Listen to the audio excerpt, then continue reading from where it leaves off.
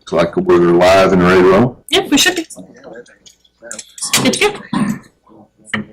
All right, I have 4:31. This time we'll call the meeting of the Canyon City Commission to order.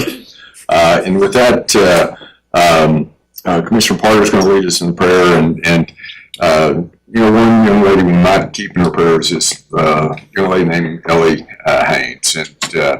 And was in a ski accident and at this point, you know, is immobile and I don't know, praying for a miracle there. And, you know, one thing there's just City of Canyon, you know, tremendous place to live and folks that have come and rallied around them. And I know Craig's been in touch with contractors that are actually going in and redoing that house. And I get choked up talking about it because it's sort of when you're in a wheelchair, functions well. But was told that Tristan Weston, I think, is doing kind of the lead. But so is Chef Hamilton, Skylar Davis, Joel Enriquez, and Larry Seaton. I think there's 5 or 6 contractors that are pitching in, and they're redoing that house. Was out there with Lions Club Saturday morning. By the time left, there was no sheetrock left in that house. There was no flooring left. I mean, they are completely redoing that house for the family, and just tremendous. You know what Community of Canyon does and willing to do when somebody's going through something like that. So anyway, with that, I pray for the family and just expressing gratitude for our community too. It's a great place to live. So. Dear Heavenly Father, we're so grateful to be here today representing the citizens of Canyon. And Lord, just like Gary mentioned, Lord, we lift the Haynes family up to you, and we lift Ellie up to you too. And Lord, we pray for a miracle there, and we know you still perform miracles, and we're asking for one. And we're so grateful to all the contractors that have pitched in and all the people in Canyon that are praying for them and loving on them.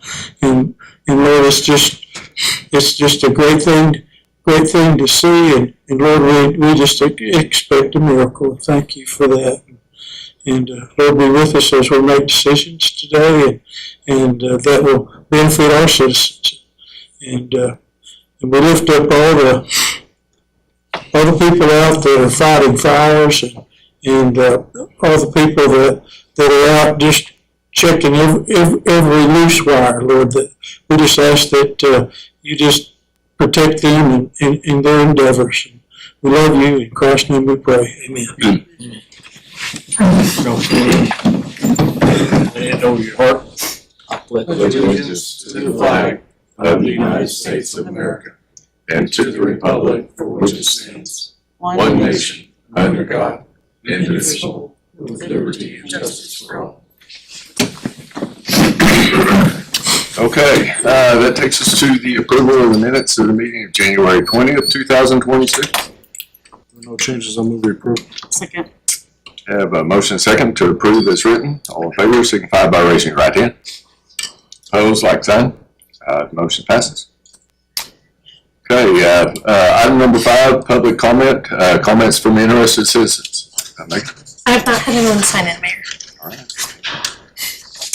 Item number 6, to consider and take appropriate action on ordinance number 1246, an ordinance of the City Commission of the City of Canyon, Texas, amending the city's budget for the fiscal year beginning October 1, 2024 and ending September 30th, 2025.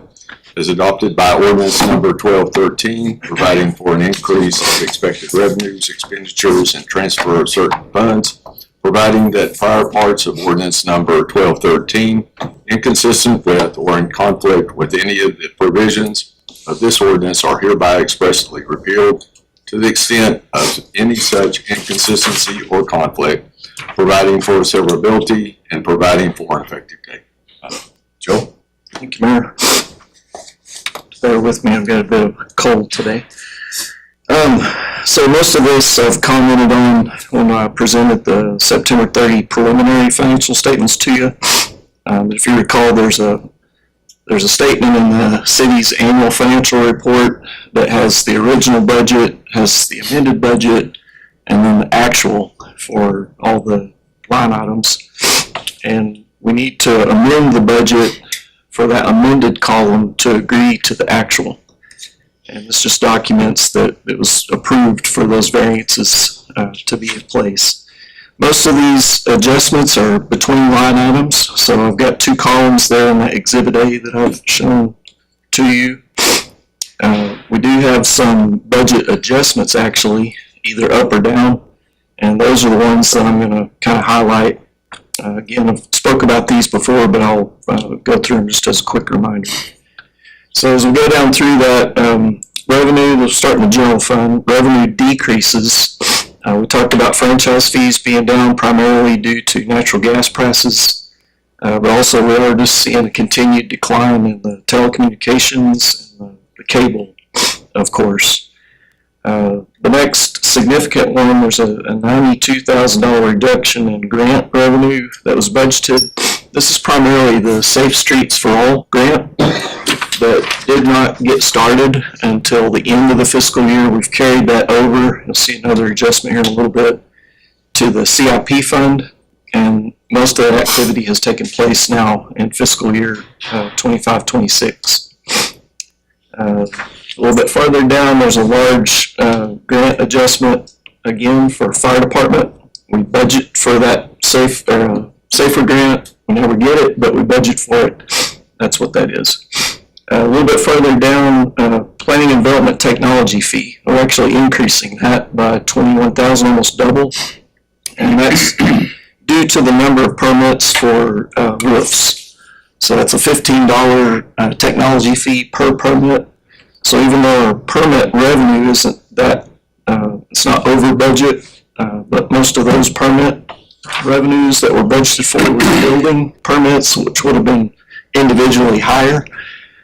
We had a number of, although that activity was down, we had a number of roofing permits, so that's why that technology fee is up. Thankfully, sales tax revenue was improved this year after being flat in 23-24. Started to increase in 24-25. So that is, we've increased that by $214,000 to get to actual.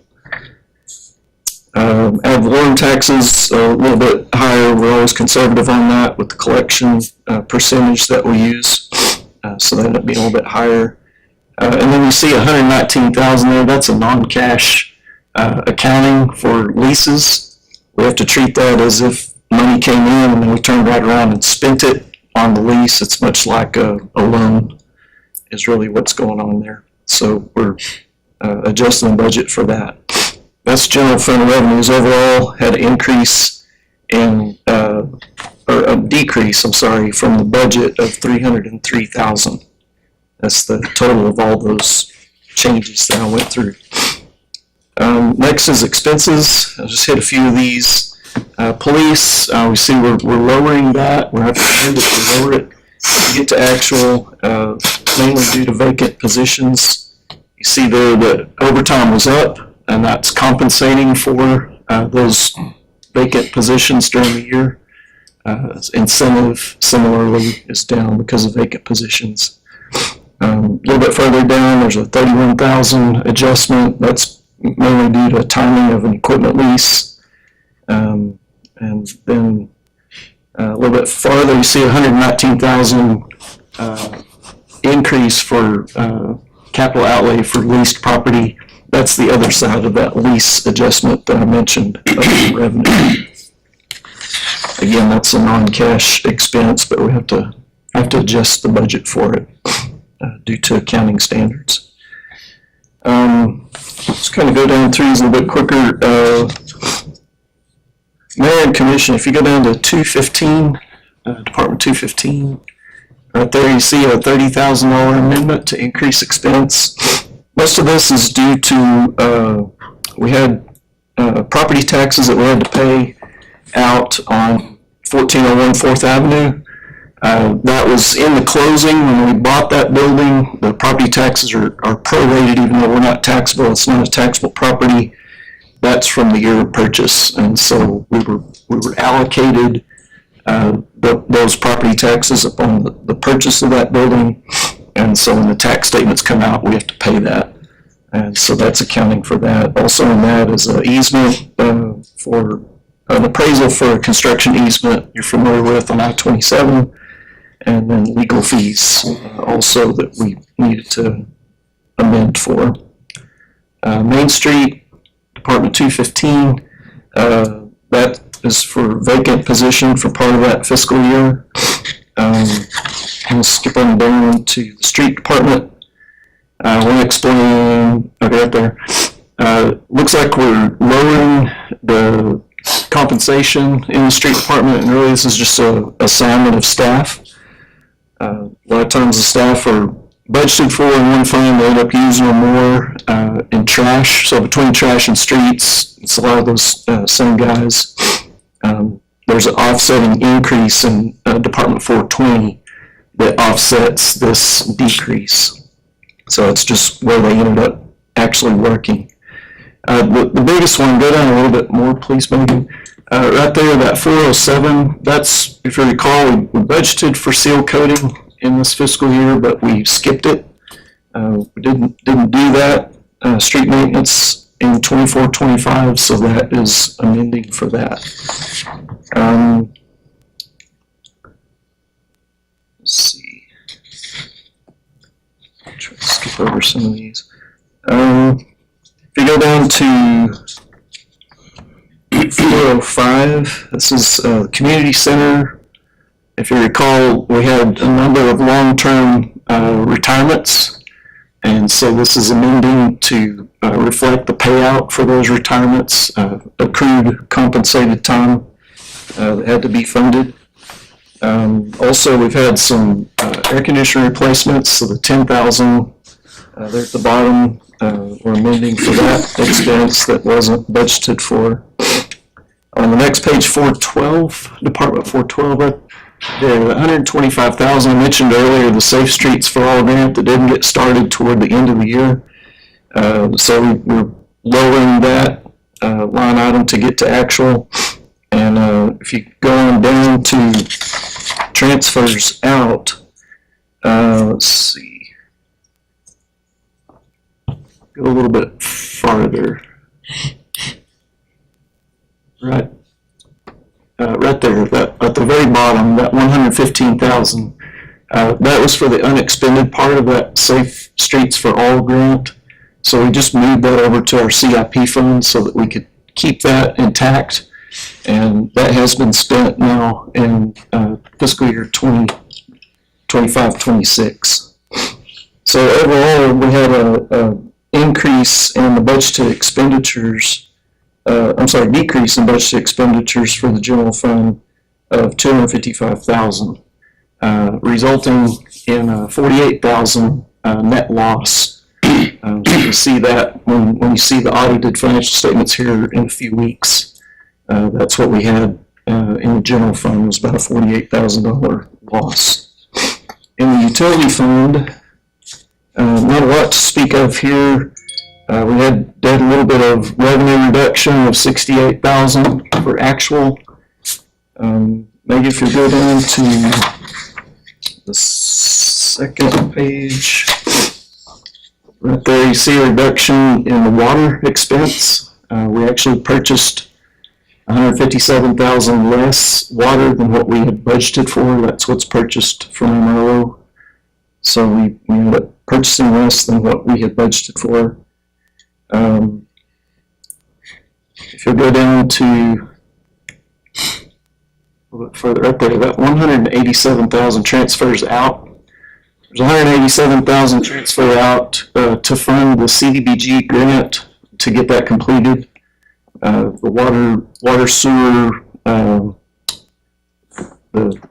lines that were replaced as far as that grant stretched out quite a ways, and it being more expensive than what we hoped it would be and what we budgeted for. So there's a $187,000 increase here.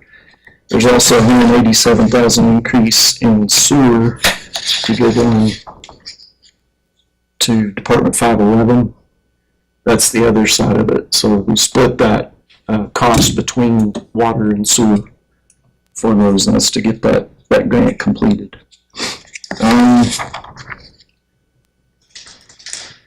The other significant one I want to mention, there's a $439,000 increase in transfers out. We mentioned this before, 263 of this was unbudgeted supplement to golf. Also, 177,000 unbudgeted transfer to the CIP utility fund for the first debt service that was due on the Series 2025 certificates of obligation. So we didn't know the timing of when that first debt payment was going to come due.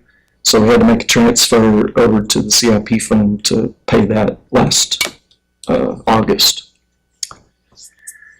Next is golf and golf fund. That's the $263,000 increase in transfer in, unbudgeted, and then the $64,000. That's a non-cash reduction. That's due to an accounting standard for accounting for the retirement OPEB plan for health insurance of retirees. Those calculations change every year. It's done by an actuary, but we're adjusting that. We had a significant decrease in golf, so that kind of skews things. It's not a cash expense though. And then similarly, the equipment lease expense, that was similar to the lease explained in the general fund. It's where we're paying for lease principal. We budget for that, but it actually lines up in the balance sheet when we get to the end. Net effect of all of that was a $68,000 decrease actually in expense in the golf fund. I'm not going to go through all the details of the other funds unless you just have a question on any of those. Just want to hit a major fund there. But again, if you have any questions, I'll be glad to answer them either now or if there's something you want us to drill down into, we can work on that. Again, nothing new. This is most of what I mentioned back when I presented the preliminary financial statements. And you'll probably hear some more about it whenever we get the audit report presented by the outside auditors here in a few weeks. Any questions?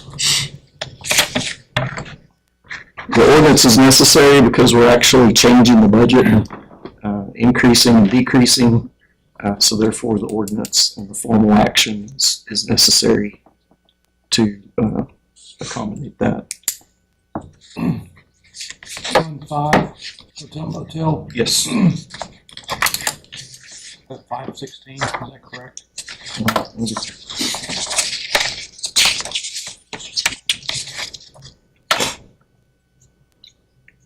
So $116,000 increase in occupancy tax and interest. Budget 400 and brought in 480, Yes. and minus interest, obviously. Yes. We didn't budget for interest income there, but interest rates were good, so we earned $36,000 there. We were 80,000 up. Yes. Some of that's probably I don't know. I would say, John's not here. The new service that we implemented about 18 months ago for $2. tracking down STRs and collecting the hotel tax on those. I think we've realized some benefit from that.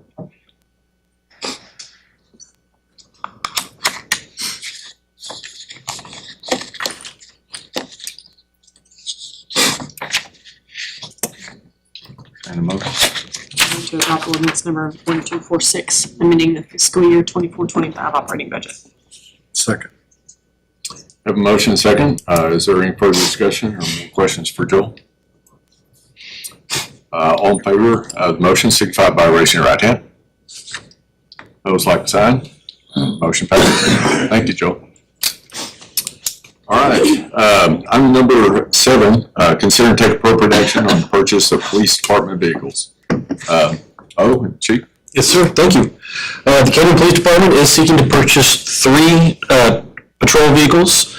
2 of these are included in this year's budget, and 1 is replacing vehicles that were totaled in the June 2025 hailstorm. Total cost for the 3 is $209,583. The police department is saving some costs by reusing radios from total vehicles, which typically cost over $10,000 each. Staff recommends that the city commission authorize purchases of these 3 patrol vehicles for the police department. So move. Second. I'm sorry, who's the second? Okay.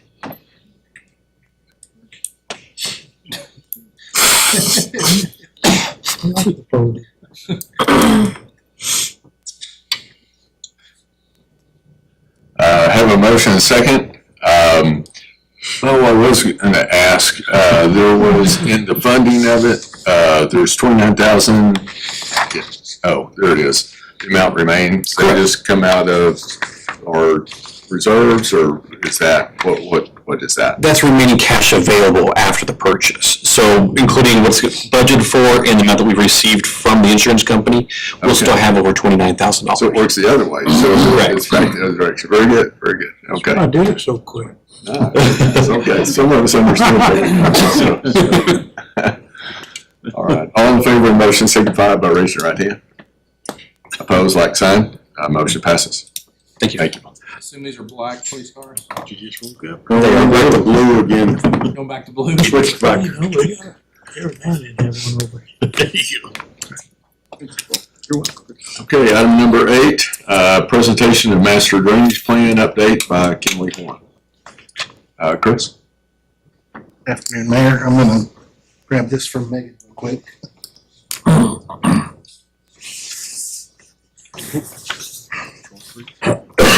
Alright, so, as you guys know, we've been working on our, master drainage plan and our, drainage criteria manual with Kimley Horn. This was, a grant that we received through FEMA, a hazard mitigation grant for $225,000, and our match was $25,000. We have Misty Christian here today from Kimley Horn.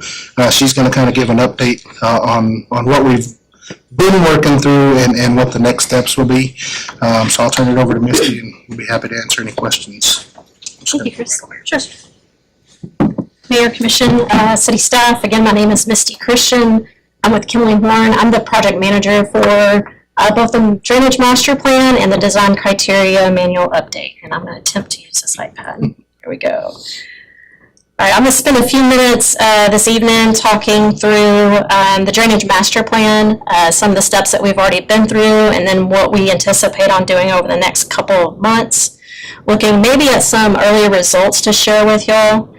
Talk a little bit about the public outreach component that's already been done and what we anticipate on doing the remaining months to come. And then give you an update on the Drainage Criteria Manual as well as the overall project schedule so you can get an idea of where we've been and where we're going. All right, the Drainage Master Plan, it's definitely a process that we go through in order to develop the Drainage Master Plan for a specific community. First, we spend a lot of time collecting data. We want to know about the historical drainage complaints, what city staff and the community have seen over the years with regards to what we call hotspots, and those are areas that are maybe known flooding issues. We looked at flooding in this case, erosion, if people have had water in their homes. We've collected all that data, and then we start performing the analysis of it. For this particular project, we looked at a model that allowed us to really look at the water as the rain came across the city. We were able to look at the directional flow of the water going through the community, as well as maybe like the depths of water going along the streets, which I'll show some maps here in a second. So we performed an analysis that's been completed to date. But we don't want to just take those results. We want to get back, and we have gotten back with city staff to share those early results and talk through, does this make sense? Is this what we're seeing? with some of those historical drainage complaints. We calibrated the results, and then throughout the process, we're constantly reminding ourselves, what are the goals of this project? What might seem or perceive to be kind of a flooding issue, maybe a lot of water going down the street. Streets are designed to convey a lot of stormwater, and in y'all's case, that is the case. You don't have a lot of underground storm drain systems, so a lot of that water is being conveyed by the streets.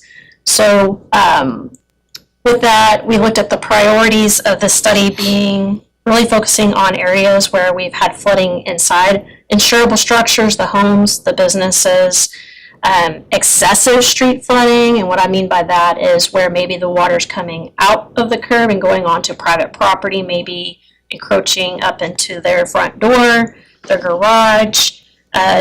Downtown was kind of a focus area for us.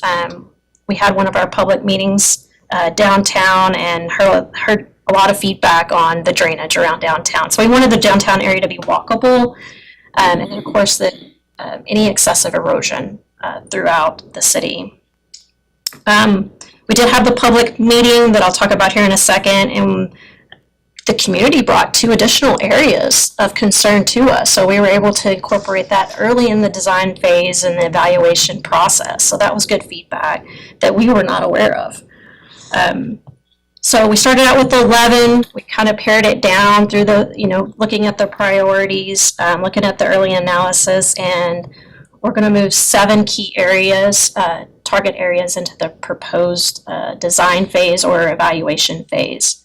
And I'm going to step through those 7 areas real quick just to kind of give you an idea of the early results. This is an overall map showing kind of the target areas, if you will.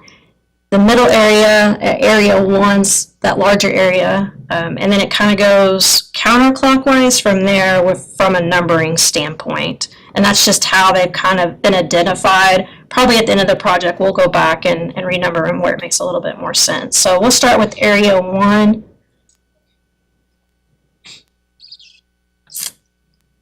This is kind of from 8th Street, 11th Street. This was kind of that additional area that was brought to our attention, focusing on that downtown area, and then all the drainage that goes down to the Terra Blanca Creek. When I mentioned that model that we use, the blue area you can kind of see is inundated with the streets. The darker blue in those areas show the depth of flow. That represents an intensity. So where we do have the darker rainfall events, or darker colors, that's really signifying we're getting water above the curb, probably up to the 1.5 feet depths. And we use this early analysis to help identify those hotspot areas that we really need to be focusing on. And it also gave us an idea of how the water was being conveyed down the street system, the street network, down to the creek. The pictures shown here, of course, are the downtown area, and then there at the bottom, 11th Street, where all the water kind of collects and hits that outfall before going to the creek. Second area, looking at 2 main conveyance systems along 11th Avenue, and then also along 6th that eventually goes out to an outfall, which is pictured just to kind of give you an idea of the inundation. The early results, the light blue houses, I don't know if y'all can see those. There we go. Kind of see those right there? I want to point to it, but the light blue houses. So those were like what the model was telling us. Hey, these are some areas of concerns where these houses might actually be flooding or getting water close to their houses. Since that time, we have gone back out into the field and collected finished floor elevations, and better understood kind of what the yard topography was doing to help refine some of those results. We did, you'll notice here with the little yellow star along some of these paths, these were verified results from various property owners that they had experienced some flooding either in their home or definitely kind of threatened by the water coming out of the street. So I'll remind you, 11th is the outflow location of 23rd. Okay. So 23rd has storm sewer on the Reed Finger side. That's Sonic right there in the north. And it outfalls onto 11th, which is a narrower street. Most of our streets are 37. That one's actually probably 28, 24. Maybe I was thinking 31 for some reason, but I thought it was on there on that. it might be 28. But everything from 23rd, a lot of it is flowing from there. Yeah, this is kind of the east part, east of 23rd areas. And then real quick, area 3, we did look a lot about the roadway flooding. This was a particular area, it was kind of unique that Chris had mentioned, is a lot of this water will collect, particularly in this area, 5th Avenue and Terra Blanca Drive. The water's conveyed down the street, but it really doesn't have an adequate outfall. What's happening is all this water collects and then it kind of washes out the roadway at the end of the street. So kind of a little bit of flooding and erosion that we'll be looking at improving. 4th Street area that collects water on 4th Avenue. Of course, everybody's familiar with this, and 2 of the low spots, and we're looking at, what can we do to help partner with maybe TxDOT and some others. What room do we have to make improvements to maybe just make it a little safer environment for the motorists as we go through this area? I know y'all are probably used to navigating this area, but are there other improvements that we can consider as part of this plan? And then I think there's been some complaints about the apartments maybe on 2nd Avenue in that area, that when it does ice, it's difficult for them to get around. And that's right over there by the new WT first responders facility, where those apartments kind of are adjacent to that. Another unique little area, the Hunsley Road drainage. This is a little bit different type of modeling. This was kind of a heat map. The red indicates velocity.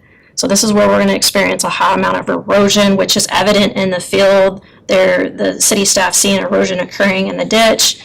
This is exceeding the allowable velocities, causing the erosion. So we'll be looking at the proposed improvements of mitigating this area. I think there's been some improvements downstream, so maybe that same thought without making it worse. Sometimes people think, well, let's just concrete it, right? Well, it helps in that area, but sometimes it makes the downstream. You make everything go faster.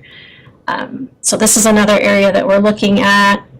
The 4th Avenue on the west side of town here on BNSF Railroad. There's just not a good location for this area to drain. You can see by the pictures, it collects water over time. I guess city staff's pumping it out. There's mosquitoes, West Nile. It's just a concern for the city. So we've done the analysis and we're going to reach out to the railroad to see what we can do to maybe partner together to mitigate for that particular area. And of course, Culvert there at all, is there? No, there's not one under 4th. Not one at all. pretty flat, so Under the we'll have to get tracks, creative. Or under the road, 4th, so it just stands there. Just It stands has there. nowhere to go. And of course, go ahead. I was just gonna say, there's one at 6th, surprisingly, 6th Avenue, but it's not in the flow line. It's like probably a foot above. I don't know what it's doing there, but Yeah. You're talking about south of it's there, not, right? not effective. The crossing south. Yes. Yeah. Yep, the rail crossing south of there. It's interesting. And of course, when you ask people, do you know of any drainage issues in Canyon, everybody refers back to this area. This is already been identified on the state floodplain. There are already a list of projects, so the city's been ahead of this game for a long time with looking at options of maybe raising the road up, regional detention upstream. The Corps looked at it. There's been a lot of eyes on it. As part of this study, we'll continue to reinforce some of those concepts as well as add a few more that we kind of identified that can be done more on a smaller scale. So the existing analysis has been done. During the analysis, we did go out to the farmer's market in September, and I was shocked about the amount of people that actually wanted to come up and talk about drainage, and there was a couple of them that even kind of sought us out to talk. Usually never happens. They usually avoid you by a mile away. But we collected over 35 input cards, comment cards from various folks around the area. They gave us their ideals on where the drainage issues were. They were very interested in the project. So it went really well. Of course, we're given the update tonight, and we do anticipate at least having one more as part of the drainage master plan. Maybe it's towards the proposed improvements or to share that with the community. And of course, tonight to get y'all's feedback as well. There's Chris's smiling face. Okay, so I briefly talked, we're completed with the existing analysis phase. We're moving into that proposed conditions, trying to develop mitigation alternatives to reduce the flooding.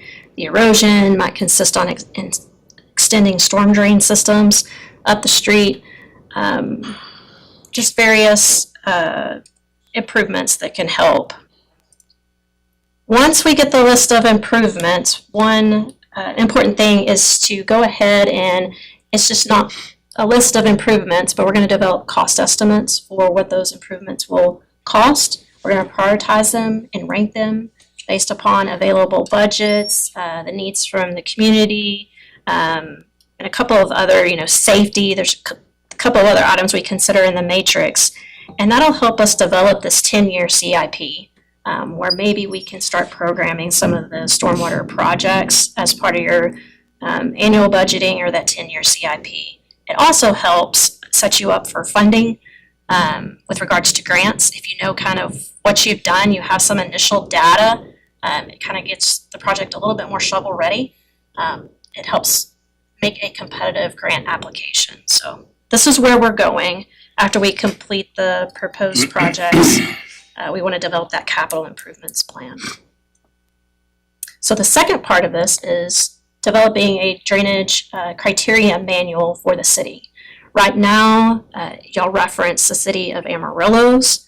We started with the city of Lubbock's, and then once we kind of got into it, we've had several meetings with city staff and High Plains going through it. We really are going to develop a custom criteria for Canyon, so that's really exciting. We have completed the initial draft of the design criteria manual, and the most important part of this piece of the project is making sure that we do get that stakeholder input. So once we finish meeting with the city, we're good with it, they're good with it, then we'll start going out to the community to solicit that feedback, because it is important, because probably affects more of the development community more so than anybody. So we want to make sure that what we have, it generally meets the needs of the community. And the criteria manual is scheduled to be completed this summer. All right, looking from when we started to where we're at now and where we're going, we're kind of in the heart of the development process with the proposed conditions, developing that CIP, and then also kind of getting those drafts out for the design criteria manual, and hoping to wrap up towards the end of the summer. All right, any questions, feedback, drainage issues that y'all want to discuss? You'll probably get tired of hearing this one, but you're already addressing on the north side of Hunsley Road, and we made some improvements there, but one's a specialty culvert that really doesn't allow water in, so anytime there's a big rain, the water just goes ahead and runs over Hunsley Road. So I don't know if that's just a different culvert inlet there or what, but Chris, will you mention the MPO project? Yeah, so we've kind of discussed previously how we're going to do a maintenance project on Hunsley Road, right? But that's kind of a Band-Aid to the project that we've submitted to the MPO to completely rebuild that, right? And so we're looking, I'm not sure if it'll be concrete or asphalt at this point, but we're looking at adding curb and gutter and some storm sewer on that. So I think it'll obviously help with the velocities and the erosion that we're having there, for one. Hopefully we can help carry some of that water that's coming from Madison Park through there as well, and get that underground to where it's kind of not as big of a nuisance, right? But we anticipate rebuilding those driveways there, adding some sidewalk. Obviously, that's the only way we're going to be able to qualify that as an MPO project. But I think that we'll be able to address a lot of that through that project. So. Christy, I get a lot of complaints about 8th Street, like 10th Avenue, 11th Avenue, 12th Avenue out there.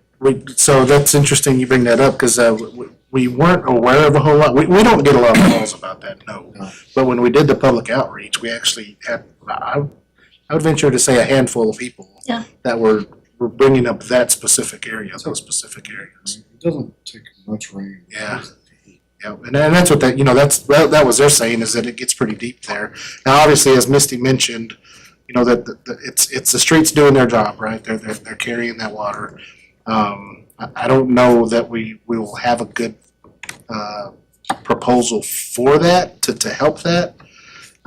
Short of rebuilding the entire 8th Street, right, that's kind of a challenge, but, yeah, we'll definitely talk through that and see if there's anything that, I know we've got kind of some, there's that inlet that's, what is that, around 12th Avenue maybe, right? Because I think I've seen cars drive off in there before or something. So maybe there's something there that we can kind of tie into, maybe we can put an inlet further down and kind of help catch some of that. But yeah, that definitely was something that was brought to our attention. And when we had the public outreach. The only two times, well, I've seen, everybody's seen it down in Hensley Crossing, but I've seen twice cars get moved off the road during school. Wow. Like, Down 8th a Street. lot during school, and parents are coming to pick their kids up that aren't used to, they just drive that circle, Yeah. and it'll just slam into the, Wow. and the only thing you can do is just tow them out of the yard. Yeah. When the rain goes down. Yeah. And tow trucks won't even get down. Yeah. That's on Hunsley Road or? No, it's on 8th Street, out there. By the junior high? On the east side of the, on the west side of the junior high. That water gets. So more down in this area, is that right? Are you talking about Yeah, west? it's, yep, specifically right there. 9th. Driving in the parking lot right there by the gym there too. Oh, yeah. I feel like It goes through. Well, you can see how dark it is on the, right there by the gym, Yeah, in the parking lot. Mhm. But those two blue spots right there on 10th Avenue, or, yeah, that's on 10th Avenue, that's exactly, I've seen 2 cars get swept off right there. Of course, the road's rolling level right there. That's right. That's exactly right. That's probably like, I guess that's the one call that we have had about that area is the lady that lives right there on that corner. yeah, And it's always just, but her call's always been about access to her driveway, right? yeah, she can't get out. Yeah, she said that she struggled with that. But, I mean, she hasn't really brought up, flow water or water elevation or anything. It's Yeah. just the steepness in and out. I've seen that. Yeah. But that's the one complaint or comment that we have had on that previous meeting to this. One other one, I think Joe may have brought this up to me, but we were talking about it, where the creek goes, so it's Hunsley Hills Boulevard, but where the actual creek goes up to the road, there are no culverts there anymore. It's all plugged up. So the overflow has to go in that floodway because That you overflow can't use the channel. creek. And that doesn't make sense that there aren't some culverts under there to allow some flow to go in Yeah. the creek there. I think the culverts are there. I Plugged or is It it? says I a think 48 they're- inches submerged. Yeah, I think A, they're severely undersized, and B, they're probably plugged up. Okay. Truth be known, that creek probably needs to be dredged, the entire thing, but I know that we're a long ways from doing anything like that.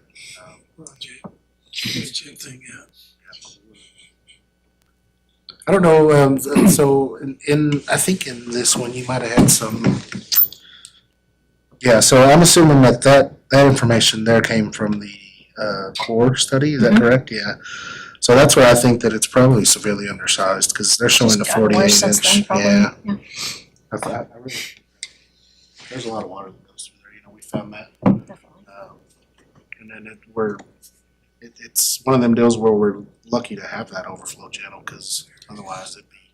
Yeah, it makes sense. I mean, the overflow channel works well, Oh, but it yeah. makes sense that you'd have some water going through the creek would help long term. It's just undersized and plugged up. And those blue houses there in the floodplain. I personally struggle with that because if you do clear it up eventually one day, it will be dry. And so you'll have a completely dry, if we do get the. So you have a dry creek? You'll have a dry creek. That's the only downside. Some of those early stuff that Chris and I looked at 2 or 3 years ago would be actually doing stem walls all the way down that creek a little bit, almost like, but I mean, if you do open it up and build a bridge like we've looked at, with larger culverts, that will probably dry out. When it quits going over the spillway there at the golf course, we have to turn on the well. Right. To make sure there's water. With That's what's- well, at hole 14, isn't that right, John? Yeah. It's one going up It's north. about right down, it's down by the park, yes. I think it's 14, because you're There's 15, a right? Or you're where right 15? there, impoundment. Yeah, so it's Yeah. 14. So there is I think it's dammed up by hole 2 tee box, right? And so I think that's what drives a lot of that. We need to look at that elevation in comparison to those culverts, I think. Yeah. But I don't know, and that stuff, I don't know if that dam was built, after the core study was done or if it was already in there. It's It may probably already be after in the there. flood of 78. That's my best guess. Yeah, it's possible. Will you and Tanner speak to some of our woes with the drainage criteria manual of what we're currently having issues with? How old the Amarillo manual is, versus how old it is, what our current issues are with having an outdated manual? Yeah, Tanner may be able to speak a little bit more on that. I will say that the issue that I see that we have a lot is there's a lot of ambiguity in there, right? There are things that are not spelled out very clear. And so it's left to interpretation at that point. And so a lot of the times, developing engineer will see things one way, whereas we or our engineer will see it a different way, interpret it that way, right? And so that's really the goal that we're trying to accomplish with the new drainage criteria manual, is trying to take that ambiguity out of it, to where there's not really a lot of question. Hey, we've specifically said that this is what it is now. So there's not I don't want to say argument, but there's not a discrepancy in what they're interpreting and what we're interpreting. I think that's the biggest thing that we're looking to accomplish. Tanner can speak on anything specific. A big benefit to what Chris is mentioning is reducing review times, because whenever there is that ambiguity, you have to have a middle ground somewhere and meet them, and that takes a few iterations of review. So I think that a more clearly outlined rule set that governs what is good engineering judgment in those situations will help us speed up those development review times for drainage reviews. I really think we're on the right track with the drainage criteria manual. As Misty mentioned, we've had several Zoom calls to go through section by section. And we've been able to really narrow down certain things that we want to see in there versus what Lubbock did or what Amarillo has. But we've really been able to tailor it to what we want to see in it. So. Yeah, one thing I'll add to that, Chris, is Amarillo operates on a playa system, and the city of Canyon really has no playas to speak of. We're more of a surface drainage riverine system, and so trying to shoehorn Amarillo's criteria into our area is difficult. It comes with some engineering challenges there, and so we want to alleviate some of that burden of following playa rules on these development engineers and give them, like Misty said, a custom tailor fit for Canyon set of rules to follow. Makes sense. Lubbock's the same way. Lubbock is also On the a playa playa system. system. Theirs is an interconnected playa system.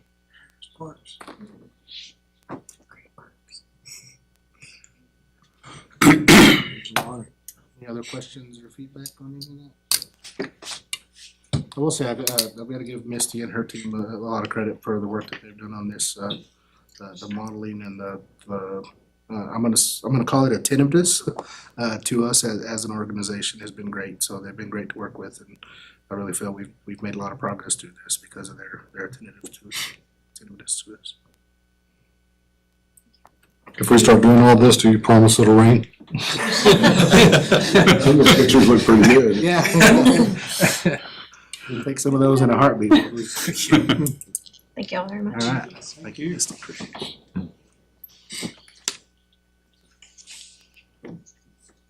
All right, thank you all. Next is item number 9, discussion on the Texas Water Development Board Water Supply and Infrastructure Grant Opportunity. Bo, you and Dustin lead. Yes, sir. Thank you very much. The state has a one-time grant funding opportunity for water supply infrastructure projects with no required city match, which is very rare. That is being administered by the Texas Water Development Board. For the cities the size of Canyon, the project funding cap is $15 million, and only one project can be submitted for funding, although multiple projects can be combined into one.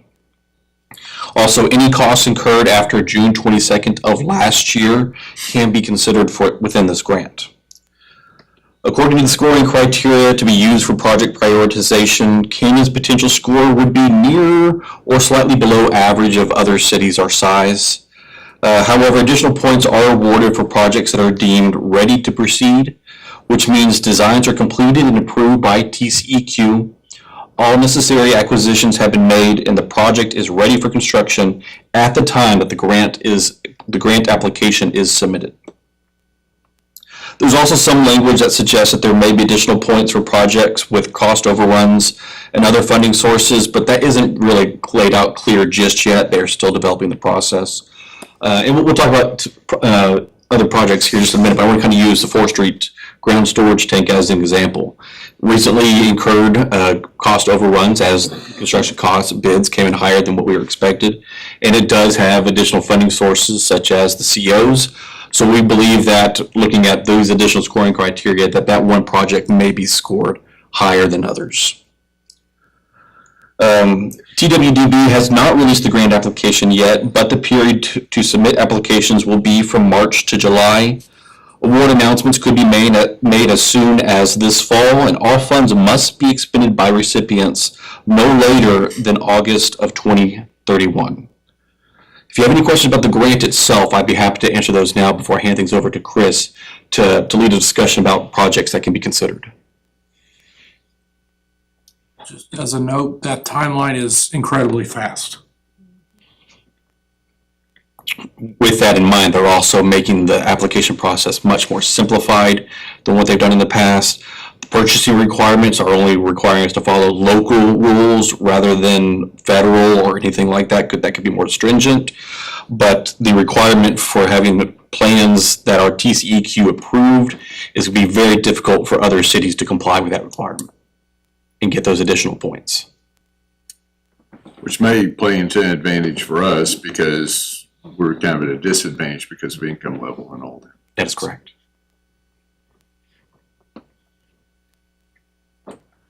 Chris? So as Bill mentioned, I think the first project that's kind of on our list there is the 4th Street ground storage tank.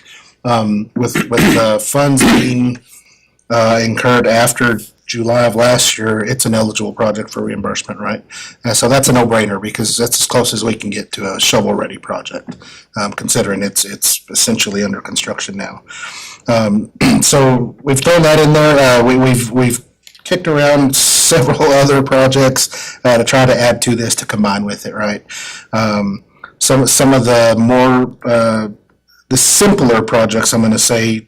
And the reason I say simpler is because we're up against, as Joe mentioned, a time clock, right? We've got a very short window here to get this stuff done to where we can submit to TCEQ and try to get their approval on some of these projects. So I'm going to start with the wells at Nicholas property, and I know that we talked about we've met multiple times on these. That's dropping down our priority list, and it's not because of the project itself, it's because of the timing in the window. TCEQ traditionally takes longer to approve well projects. I don't know the reason for that. I'm sure there's a good reason for it, I just don't know what that is. But in order for those to go through the TCEQ approval process, that probably would have had to been submitted like 2 to 3 months ago in order for us to get that in time. So we're still going to have Adolfo draw that up as a project, but I don't think that we'll have a TCEQ approval in time to submit for this. With that said, we've thought about 2 other projects. One of them is a elevated storage tank. You guys have probably heard us talk about the need for a second elevated storage tank on the north pressure or the upper pressure plane. Our other storage tank was built around 2010, Eric, right? And so that's going to be due for service really soon. In order for us to go through the maintenance for that, we're going to have to take it out of service, right? And so at that point, we would need another elevated storage tank to help supply that pressure to the upper pressure plane.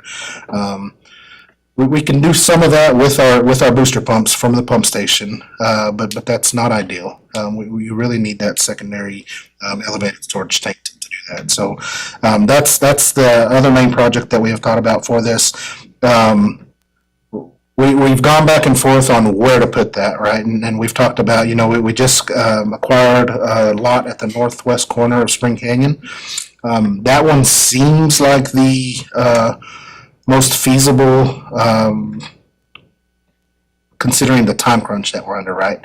The piping is there. There's a 20-inch right there that touches that property. So there's essentially not a lot of design that goes into that one. However, we are trying to be proactive, think ahead. We've considered Section 4 as another location for that elevated storage tank. And like I said, that's just strictly thinking ahead.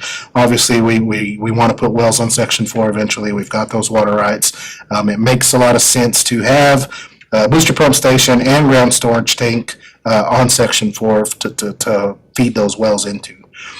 So that's one of the discussions that we're having right now is where exactly that elevated storage tank should go. The third project that we've looked at that seems fairly intuitive to design in that timetable is the redundant line coming from Kim Road all the way to I-27. If y'all recall, we recently bored two pipes underneath I-27, right? One of them was our main line, the other one was for a redundant line. So that bore is already in place. So that'll give us something to connect to with this new, or with the transmission line, the redundant one from the Kim Road pump station. So those are the ones that we're looking at submitting for this. Obviously, like I mentioned, we've talked a lot of other projects, a lot of irons in the fire there, but we think that it makes most sense to just lump those, the existing or the current ground storage tank that's being constructed, the elevated storage tank, and the redundant line, lumping those into one project to submit for this. So I don't know if you guys have any questions on any of that stuff. Obviously, we'd love to have more wells to be able to bring into our system. I just, with the timing of this one, I don't know if that's going to be feasible for us to get that project designed and approved. The one highlight, if we are able to land this, which is, it's a long shot. It is. If we're able to free the bond money up from the ground storage tank, we might be able to take those dollars and do the Nicholas wells. That is possible. That would be a perfect win.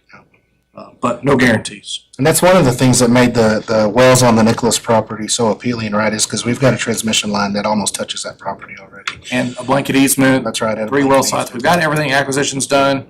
It's just that approval It's like process. that'll CCQ probably hold that approval, up. and we're gonna put pressure on them to get that We're gonna approval. try, yeah. And even bring in a legislature to put pressure on them if we need to, but we really would love to get that done. Yeah, there's just no guarantee there, so we'll have to kind of play that by ear. We would desire any feedback that the commission has. The only thing we haven't decided is that final location for the elevated storage tank. There's pros and cons to both of those. Yeah, obviously, if we put it on Section 4, we would have to construct a 20-inch water line along the north side of Myra Park. So that's a discussion that we'd have to have as well. Not being on one of the major roadways, and by that I mean 2590 or I-27, we probably wouldn't really seek out a landmark or a composite tank at that point. So we could go with just a more traditional style like we have here downtown. That could save us some dollars. That could be put towards the building that 20-inch as well. So things that we're talking about. Questions? All right. Thank you.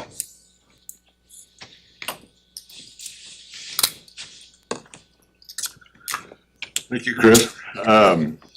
Well, I guess that now takes us to item number 10, executive session pursuant to 551.071, consultation with attorney, 551.072, deliberations about real property, and 551.087, deliberation regarding economic development negotiations. And with that, it's right at 5:30, and we will adjourn into executive session. Got it.